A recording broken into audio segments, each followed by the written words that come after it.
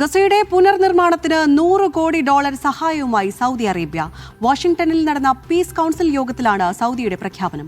ഫലസ്തീൻ വിഷയത്തിൽ ശാശ്വത പരിഹാരം ദ്വിരാഷ്ട്ര ഫോർമുല മാത്രമാണെന്നും സൗദി യോഗത്തിൽ ആവർത്തിച്ചു.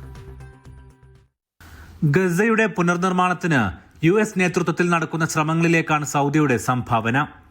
ഗസയിലെ പുനർനിർമ്മാണത്തിന് $100 കോടി സൗദി ആദ്യമായി നൽകുക.